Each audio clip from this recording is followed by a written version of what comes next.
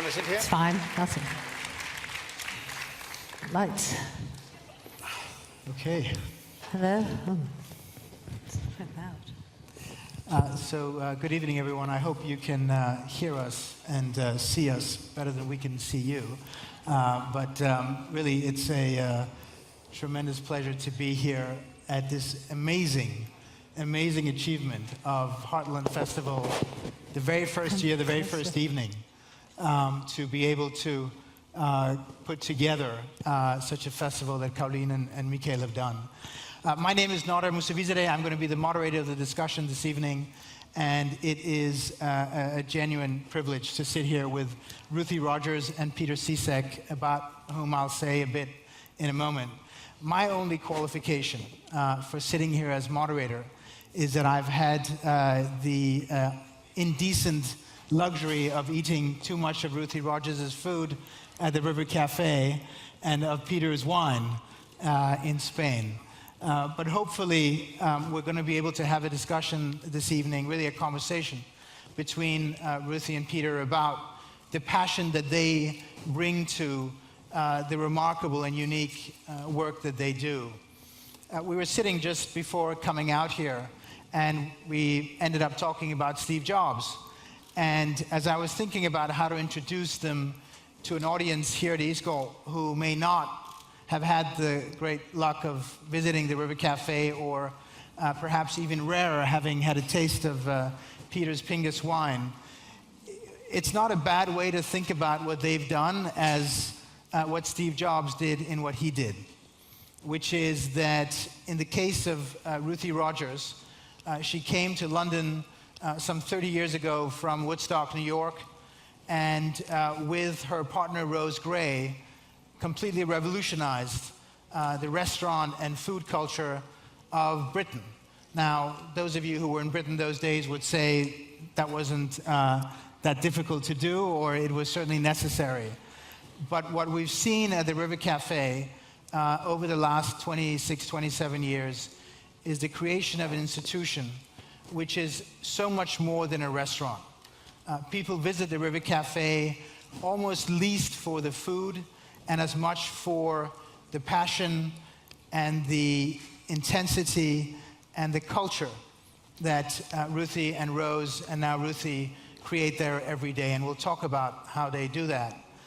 In Peter's case, a Dane who finds himself in Spain some 20 years ago, and a bit on a lark, decides, you know, there are all these big volume Spanish wines, and maybe there's a possibility here in Spain to create a really world-class wine. And so sets about doing that with a very small vineyard at first. And as those of you who know about Pingus know, in his very first vintage, maybe Heartland will follow in your footsteps. In his very first vintage, 1995, Robert Parker, the great wine critic, gave it 100 points, which is some 10 points more than any Spanish wine had ever received. So just an incredible achievement. I can go on, as you can hear, about both RUTH, a dear friend, and Peter, a friend, but rather than do that, what we will do is talk about what they have brought to their own passions and to their own work. And I thought, Peter, maybe we could start with you, because I think for people to understand how something like Pingus came about, as I said, it's not really the wine, it's everything that you have created out of a particular obsession, which you brought to your creation, the Pingus wine. Tell us, if you would, a bit about how that started and what brought you here. Well, I came from France. I'd been living with my uncle in Bordeaux.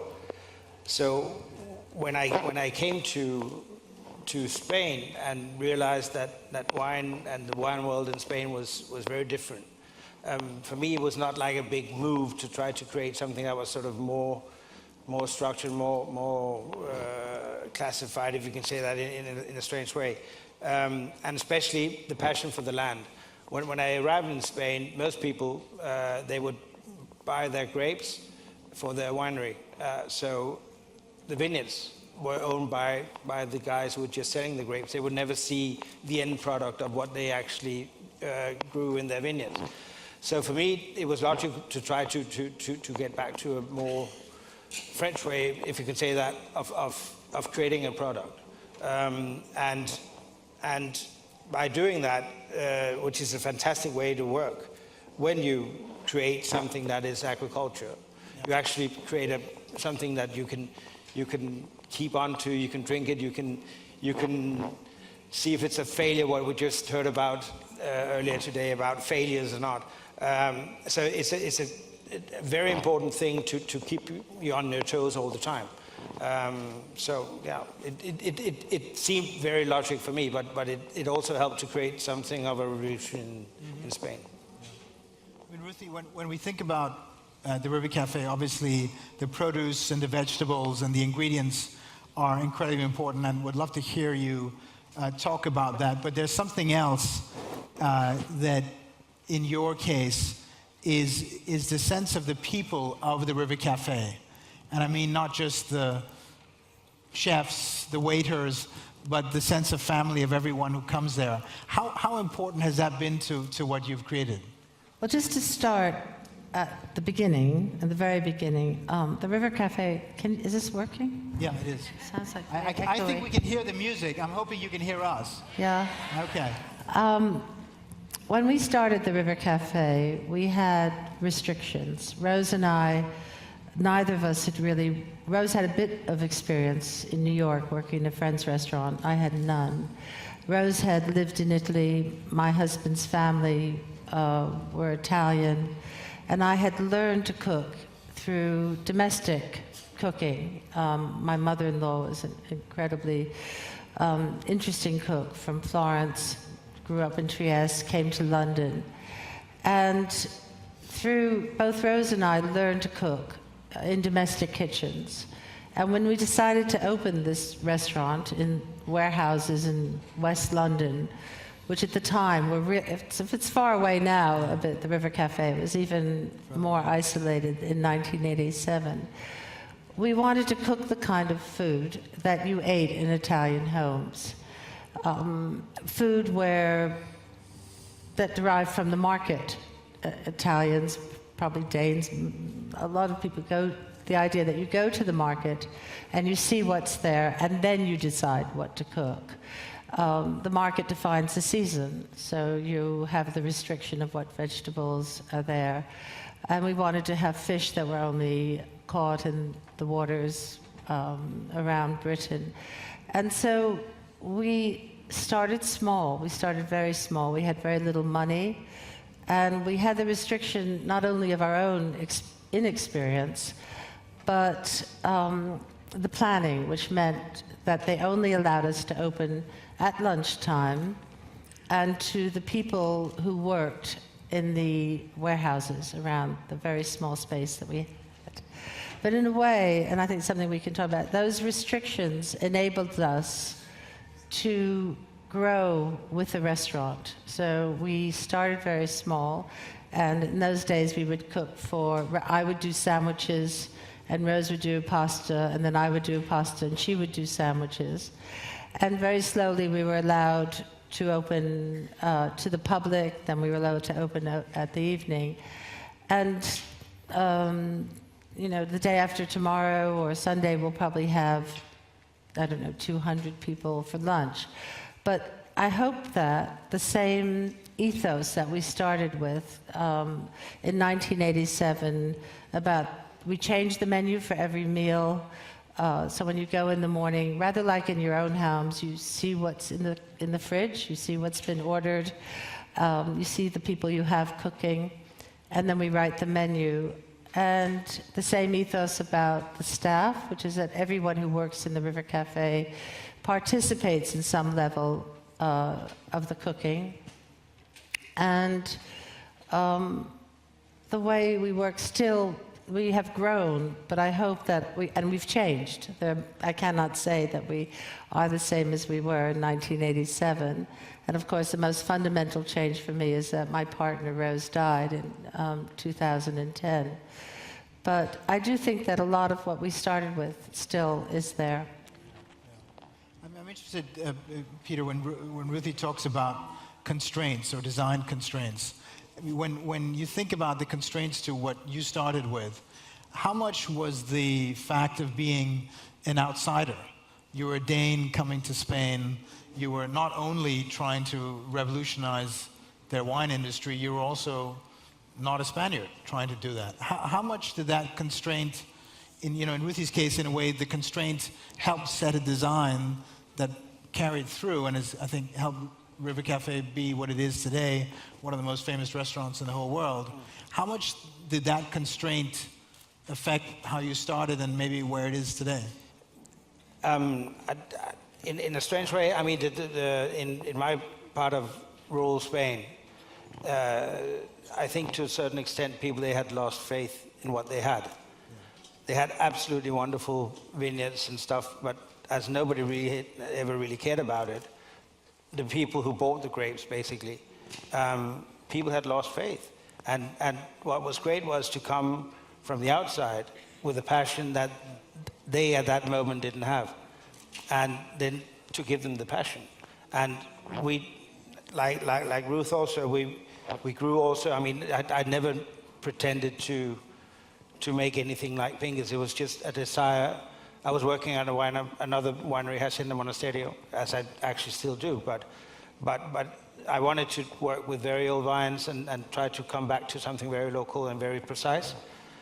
And today we have 20 people working, and they're all full of passion, and they're all proud of what they're doing, and it's just wonderful, especially when you see the situation currently in Spain, to have created something where everybody's just, you can see that people there just reviving. No, it's wonderful. So, but I came with, it's like a strange kind of innocence. No, it's like, the ugly duckling who doesn't really understand what's going on, and basically out of a childlike intuition, you just do it because you don't know that you should not be doing it, basically. So it was in that sense much more the passion that you had for something that they felt had been given up on than an expertise of some kind that led you to do what you did and get the support that they got. Absolutely. I mean, you just talked, Peter, about the group that you have around you and the team, and we were talking before about the importance of a team.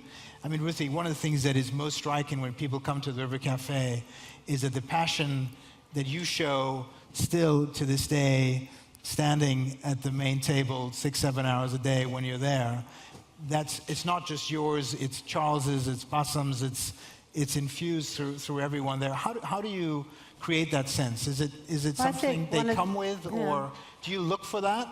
Or is it something they've been given? It is about, I wanted to have a place where people want to go to work. If somebody once said, what do you want? I want people to want to come to work every day. And so you create an environment, especially in the kitchen, of hope rather than fear. You encourage people. It's what we do. We feed them well. They eat the food. All the chefs cook for the other chefs. They're not, I could go through the list, they're not allowed to work more than 1 double a week, so they always have 2 days off. And you treat them as individuals, so that you know which person can do what and how they work. On the other hand, with all that family and support and warmth, there's also a very hard professional discipline that has to be when you work in a restaurant, whether it's health and safety or kindness or pleasure of customers, greeting people, cooking, the way you respect a vegetable, the way you treat a piece of meat. All our food in the River Cafe comes in whole. So we have lambs, we have beef, we have fish. And so there's skills that people have to know how to do. But we all, I think it is from top down or from sideways in, that if I like coming to work and I want to be there every day, then I hope that same passion and interest is held with the other people who work for us. Yeah. But it's a very different culture than you often see either on television or you read about at other restaurants with celebrity chefs kind of shouting at their staff or shouting at chefs and Yeah. creating that culture. How dissonant is that for the people who work well, there? I'm sure it's incredibly old-fashioned. You know, I don't know that shouting, bullying regime, and maybe we have in our restaurant we always have 50% women. We're very careful that we always have that balance. Sometimes it's up and down. We had a chef once who came and told us that she'd been working in a restaurant, and that the owner she was taking soufflés out of the oven, and he stood over her with a pan and said, "If those soufflés have not risen, this frying pan's going to be on your head." And I said, what you should have done was gotten up and walked out and gone to the police. The police, because that's not allowed. And it wouldn't be allowed in a law office, it wouldn't be allowed in a winery, it wouldn't be allowed anywhere, and it shouldn't be allowed in the kitchen. So I think we've all moved forward. I think there is, I don't know I'm sure those restaurants exist. There's a lot of stress in a kitchen. And also we have an open kitchen. There's no wall between the kitchen and the restaurant. So there's a mode of behavior. You can't shout. You can't make them, but I don't think people would anyway. I mean, I think the respect that people have for each other, it doesn't exist. It's when you think about the integrity that Ruthie brings to how the people are treated. I mean, Peter, one thing that I know has been very important to you is thinking about the integrity of the process of producing wine. That is the care for the produce, the care for the environment, how you've brought that from the very beginning to where you are now, and the contrast that has to a lot of the large-scale agriculture and a lot of the food that we all consume. I mean, it's a wonderful thing to do where you actually create a product. You create a beautiful plate or whatever, and we create a bottle of wine that we can drink, and we can see this, and it takes a lot of care and a lot of skills. Today in modern agriculture and modern technology, basically, we have so much knowledge and stuff, but we have very little skills. So what people used to do in the old days were learned over centuries and by trial and error. And just because we now all can go to the university and we can learn smart technology and everything, we tend to forget the skills. And that there was a reason for doing things in a certain way in the old days. In the old days, you didn't have sprays, you didn't have anything, but you could still produce great wine. Yeah. It's also true that there were more accidents and more stuff. But today, with the knowledge that we have, if we use it in a great way, we know more than we did, but we must apply them and we must work on nature's premises. And for me, it really what keeps me interested in what I'm doing so much is that it is a way of understanding how nature really works by observing over a long time. It's very empiric and intensely interesting. And what I really like also is that I can make the people around me also passionate what we're doing. Yeah. I mean, just following up on that, and this in a way also applies to you, Ruthie, in the way that you're producing a product for the absolute elite. Right? Very, very few people ever have the chance of drinking your wine. And yet what you're trying to do is to show a passion and a discipline and integrity to what you do that I know you have a sense of a wider possibility for. Like you'd like to have more people think about what they do and how they consume in that way. How do you try to expand the kind of reach of what you're doing? I mean, Pingus is an old vineyard planted in 1929, and it's only 4 hectares. And it's on a very peculiar little site, so it's not like we can just plant more and then wait 60 years and then it will be great, because it's actually the soil is defined to a very specific area.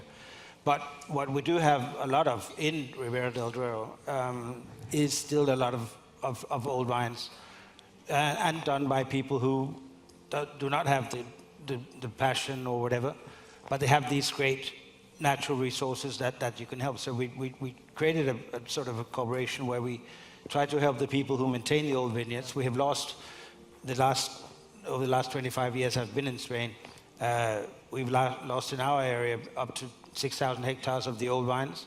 And it's not so much that you lose these old vineyards, which is tragic, but you also, most of the time, it's not just that they're taken out and replanted in the same place. They actually plant them on the flat land where they can produce more and all that. So we lose all the memory of where the great sites are. And so it's so fundamentally important that we try to maintain that. And we do that by encouraging the growers. We pay them a really good price, so it's worthwhile for them to maintain them. Yeah. And this is, I really think this is the most important thing I'm doing right now, is through this other wine PSI that I make, that we try to maintain the old vines in our area. Yeah. I think that I'd rather have a bottle of your wine once and have one bottle and not have wine for the next month than, I think that we'd all like to have, that it would be great if we didn't have to pay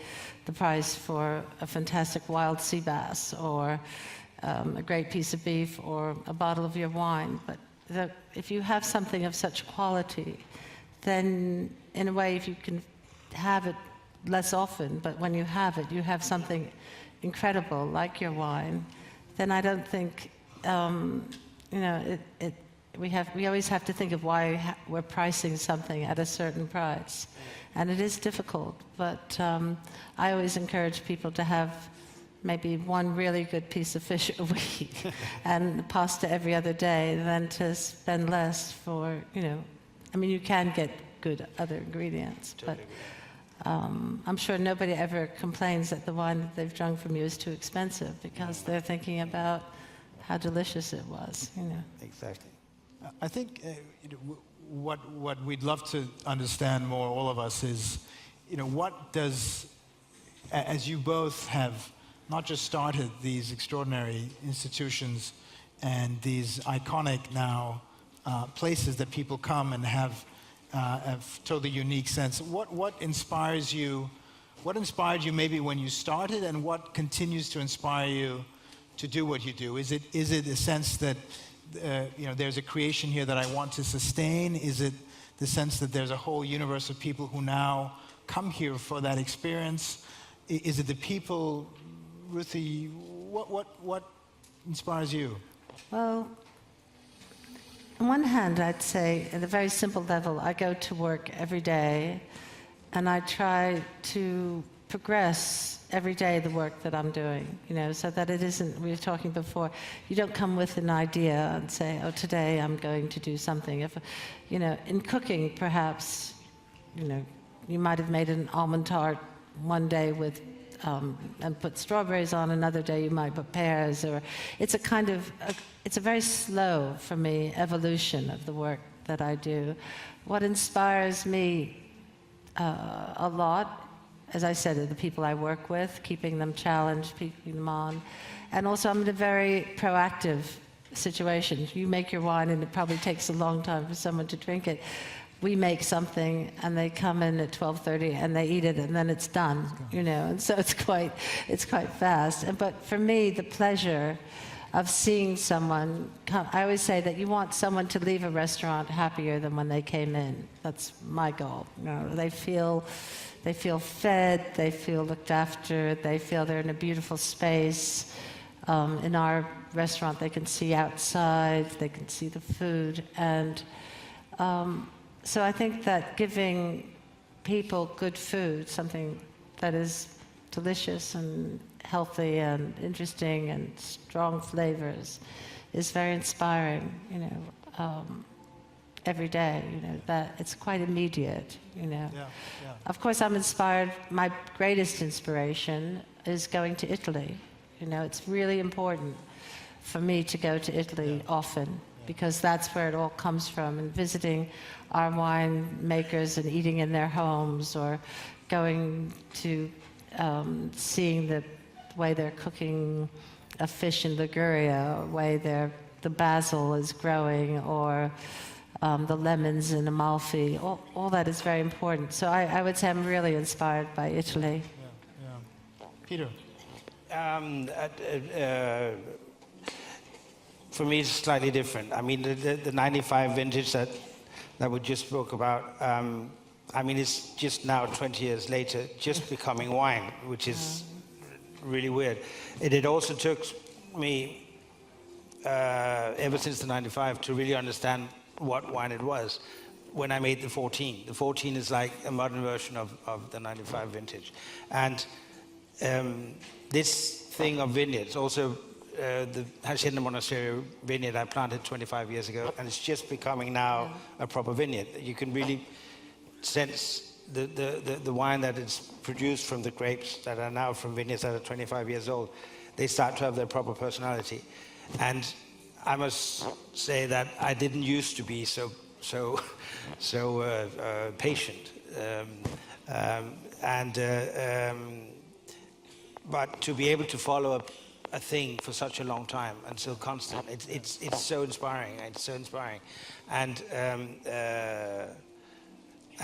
basically again, through having to observe so closely nature and see how nature really works, it is a constant inspiration every day. It's just amazing, and of course, I hope people also like the wine I do, but that's another thing.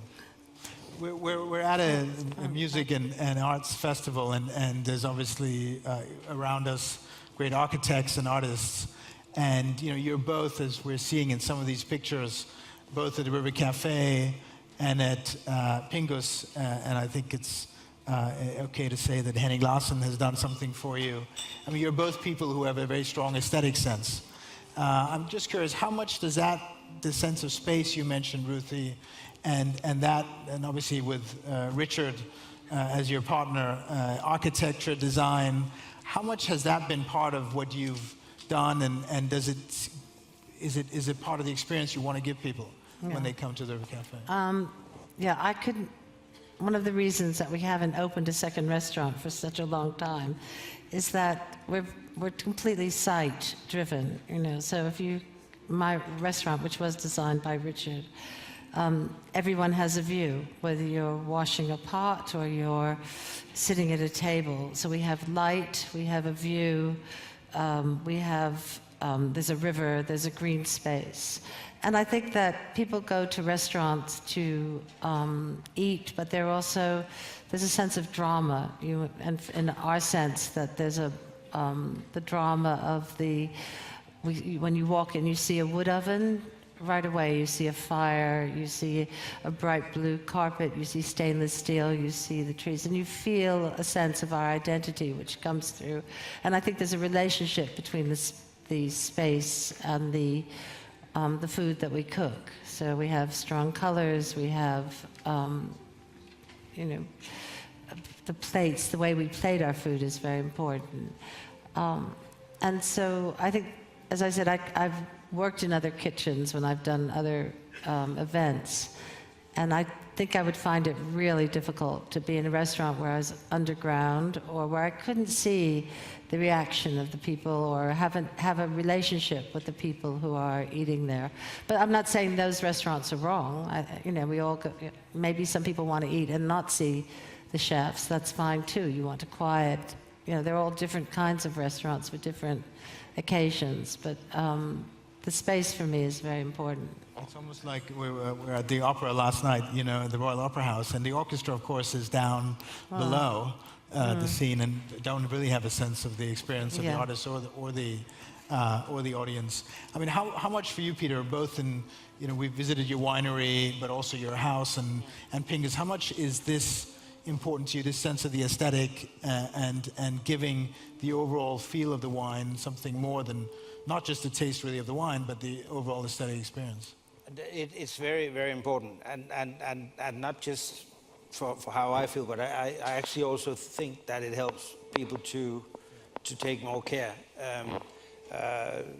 People who visited Spain often come back with an opinion that Spanish people, they don't, and it's true, they are normally not so keen on details, but they're just not used to it. And with the people who work at the winery now, it's very simple. It's very, we are next to a 1200 century monastery from the Cistercian order. And they were, St. Bernard, he was famous for everything had to be very, very pure and very spare and very austere, which is sort of even Scandinavian design, you can call it, in a strange way. Lots of light, lots of stuff. But it also helps you to maintain the winery very clean, and everybody, there's very good light. I think I totally agree with you that light is extremely important. And in Spain, because we have so much light and sun and everything, people, they tend to shut out the light, which is very strange. But if you do it in a cool way, so it doesn't heat up the room, which is what they're afraid of, then you have all this light, and people, they get really positive about with light. I think it's very, very important. How much has this sense of being an outsider, both as a Dane in Spain, but also as creating a 100-point Parker wine from Spain in a world that otherwise has been dominated by French wine and maybe some other New World wines, how much has this been a big part of your experience, breaking into places in the big cities in the world with a wine that people said, this is Spanish, you're a Dane? I mean, how much has that been part of your experience, and have you met this very deep establishment resistance? The most important is I never met it in Spain as a problem. All the contrary. I mean, people, they know me in the industry a lot, and I have very, very good friends, also of course Spanish, and I've just been accepted as, I mean, nobody really ever talks about the fact that, sometimes you speak a little weird or whatever, but I mean more sort of the traditional French great estates known to be considered the great wines, and suddenly this sort of Parvenu wine comes up and is seen by Parker as good or better than theirs. This is actually what surprised me the most. Within the wine circles, all in Bordeaux and everything, I have a small property in Bordeaux as well. It's very, very well known, much more than I even realized. And I also know at Davis, University in Davis, they used the Pingus model as a case story and all that. And, that has nothing to do with me. I'm just, I just do the stuff where I do, and I'm happy to be where I am. But I'm surprised sometimes how what for me just seems very logical, very simple, can be seen by other people as something rather exceptional. And Ruthie, for you and Rose, when you were, as the River Cafe became more and more established, became more and more of a center, became more and more sought after by anyone who would come to London, how was that experience, given that there were obviously much more established restaurants in London and even in Paris that you were now competing with? Were you seen, was it the way you were cooking, or was it the sense of the space? What were the things that set you apart, do you think? Well, I think the idea that there are two women, one American and one British, cooking Italian food was puzzling to, how this was going to work. But we were pretty confident in our own way, I think, Rose and I, that we were older. I was 38, Rose was 45, and we'd both had a lot of children. So I think we had a kind of air that we could do this. And as I said, we knew really what we wanted to do. And I was always told that the restaurant industry was really competitive, and that people would be fighting us or resentful, or it would be quite difficult. And I have to say, in the almost 30 years, I've had a huge support and camaraderie and collaborativeness from other chefs and other restaurateurs in London, especially when Rose died. I really felt that I had a kind of support. The only problem we once had was that Adam Gopnik in the New Yorker magazine wrote that, unbeknownst to us, and I say it with modesty, that we were the River Cafe was the best Italian restaurant in Europe. And I don't think he realized that Italy was part of Europe. So we had a huge reaction from Italian press saying, how dare, that this restaurant in Hammersmith, run by an an English woman and an American, be better than any restaurant in Italy. And I don't think he meant it, but other than that, I think we just again, like you, we do what we do. One of the things that we know from, I think, great creators of businesses or institution or artists is that, you're passionate about what you do. It's not just a profession, it's really a passion. You go to work because it's where you want to be, it's what you want to do. But you're both people who are passionate in a wider sense about what's going on in your world. I mean, Ruthie, you are the center in London of lots of circle of artists, but also people who are very much involved in the big social issues of the day. And Peter, you mentioned before that Spain has gone through such a difficult time. Maybe if I could start with you, Peter. I mean, how has that impacted what you've done, had this huge success at a time, certainly in the last 5, 8, 10 years now, where Spain as a society has gone through such a difficult time? How have you tried to fit in and relate your business to that? I mean, we haven't felt directly in our business. We haven't felt any of the effect of that. What I would like to mention, which I'm most proud of, slightly direct to your question, is the fact that, of course, we had, as so many other places where people, they migrate to the cities. We've actually been able to create out where most people had already left for the bigger cities to produce cars or tires or whatever, that the children of the people who had actually left, they are now back in the villages. And we've been able to create workplaces for them out there. And instead of living in the cities, where it's probably more complicated, the crisis is more complicated there. So in Spain, wonderful weather, everything, you have a small patch of agriculture, you can grow a few tomatoes and whatever.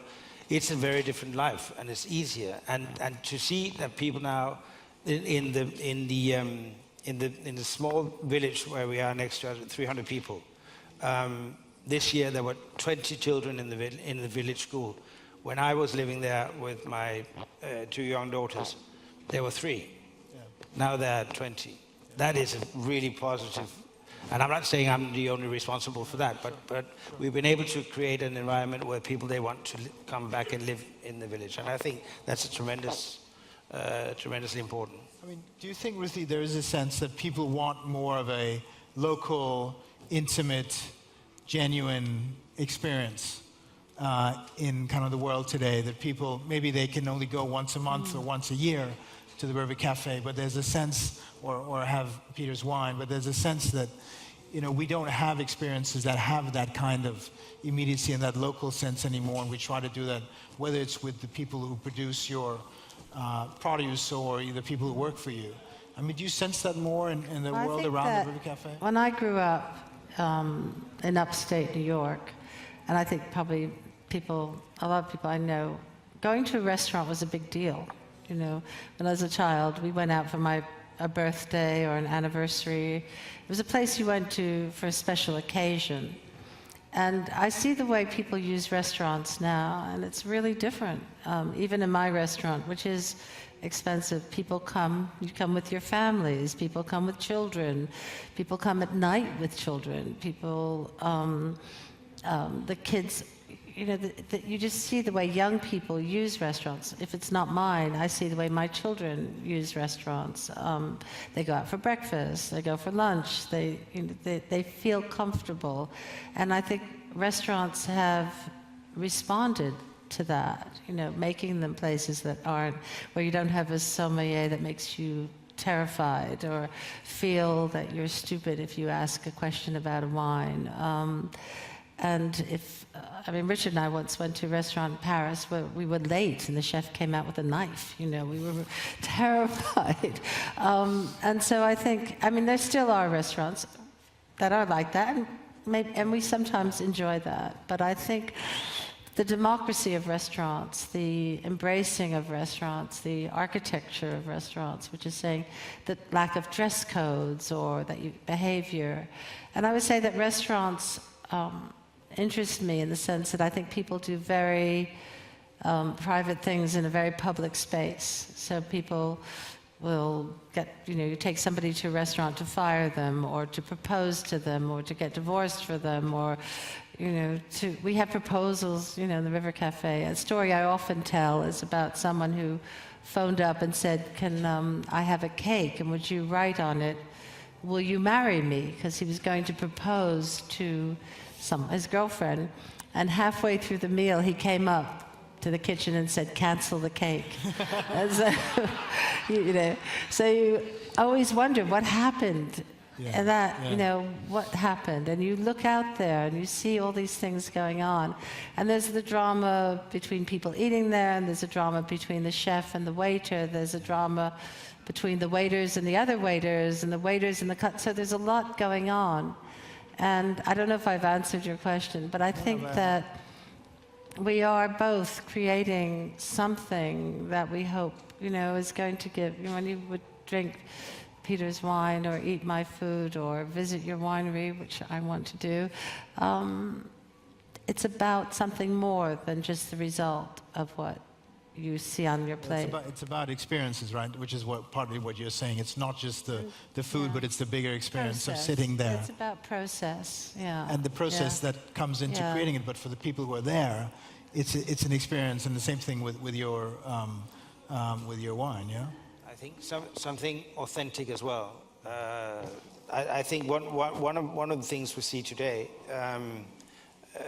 is sometimes we spoke briefly about this, that I maybe a bit harshly put down to sometimes lack of skills, where a lot of things just become totally superficial and artificial and strange, where it has nothing to do with what it really should be. Try to present food in the best possible way from great produce, and wine should be the same. It shouldn't be overly complicated. It should taste good. Sometimes when I taste wines that have certain standard or whatever, and you realize that they are made to please a certain critic or something like that, and it's like people when you taste the wine, it's like, haven't you tasted it? I mean, do you really think this tastes good? I mean, it should be tasting good and be real. I mean, sometimes I also think that's being put too much emphasis on how special it is. Even the greatest wine in the world is just a glass of wine. That's a wine. But sometimes this glass of wine can be more delicious than another one. But it shouldn't be sort of venerated in a way where people, they don't really know where they are. It should just taste really, really good. And I think sometimes this concept of just pure pleasure and real is being lost in our constant striving to try to make something that is very special and really unique and all that. No? So, it certainly is why I'm attracted to Italian food, because I lived in France, and as we were saying, there's nothing more delicious than good French food. But when we went to Italy, and you have a piece of, a whole fish grilled, and the sauce is chopped herbs, but the fish has just been caught, and the lemon has just been cut, and the herbs have just been picked, and the olive oil is a state bottle of olive oil, which has, recently been pressed.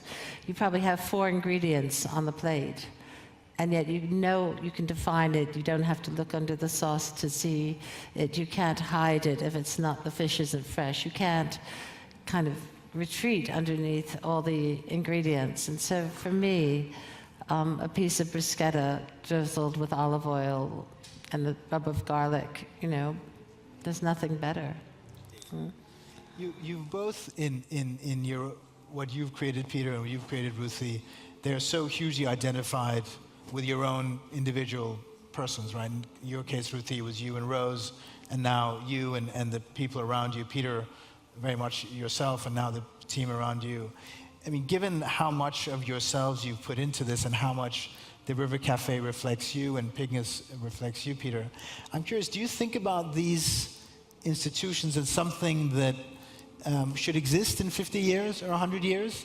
Or is this something that really is of your creation, your time? I suppose it's a little different with a wine than a restaurant, but in a way, the aesthetic, the sense of place and experience that you've created, Ruthie, is something that, you know, hopefully in some way can be arrived at forever. I mean, do you think of the River Cafe as existing in some form in 100 years? I think about that. I think about, I think about investing in ourselves, yeah. I think that the people that I work with, you know, investing in them so they can continue, whether it's with me or without me or in a different place.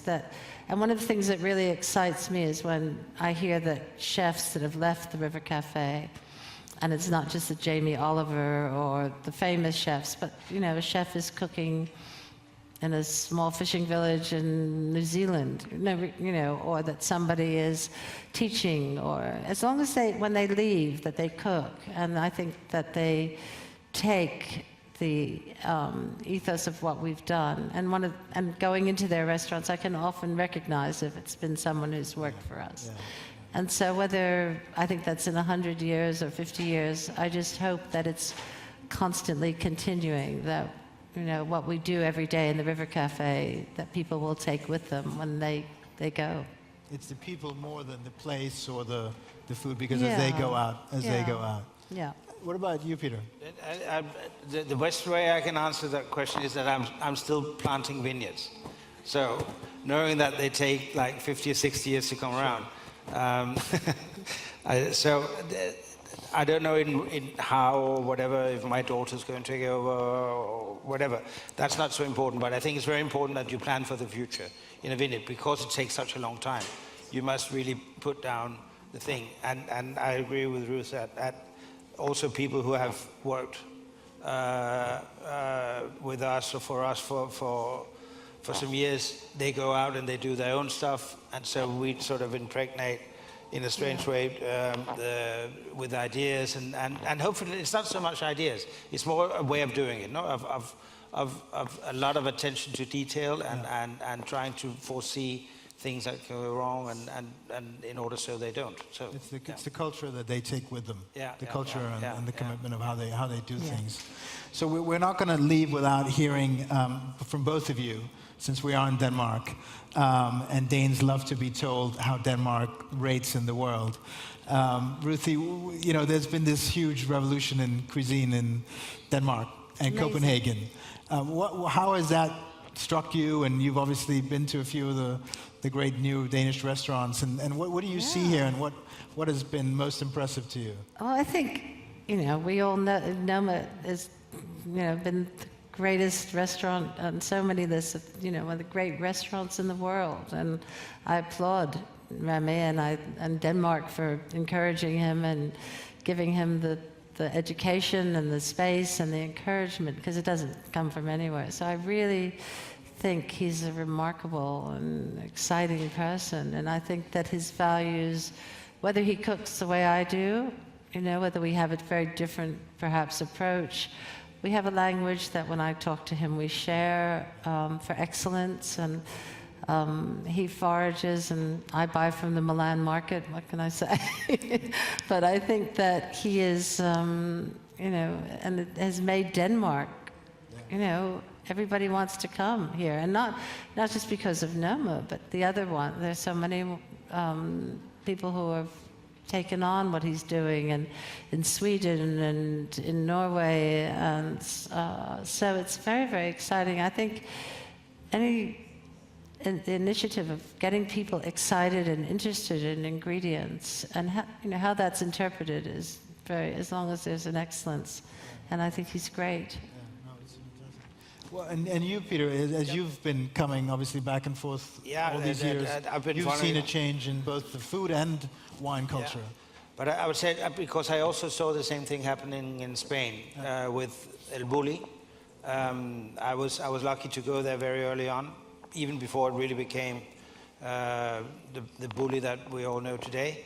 And so, and I know Ferran Adrià very well. And it was very interesting to see how that also did the same effect in Spain of revolutionizing Spanish cuisine in a strange way.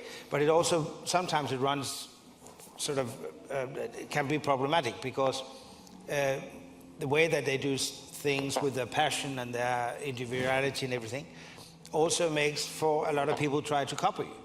or being inspired by that, and suddenly something that is created with a special idea and everything becomes the norm for a lot of other people, where they don't necessarily understand where it comes from. And I remember I saw that in Spain. I think I see some of that also in Denmark. But with the good effect that a lot of people are coming, and it's very dynamizing for the whole thing. But again, it is two great chefs with a very individualistic view on how to do stuff that can inspire a whole generation of cooks, and I find it very fascinating. Well, I think on that note from Peter and Ruthie, this has been, I think, for all of us, such an inspiring and wonderful conversation. I mean, the sense that the subject of the conversation was on passion, but to understand how you, over so many years, create and sustain something really unique that people recognize as such, and understand that there is something here that is an experience that is out of the ordinary, that has an integrity that's out of the ordinary, and something they want to both experience and take away into their own lives. Is, I know, the experience of anyone who goes to the River Cafe and has a bottle of your wine. So certainly for me, a very big thank you. And if you could all join me in thanking Ruthie and Peter.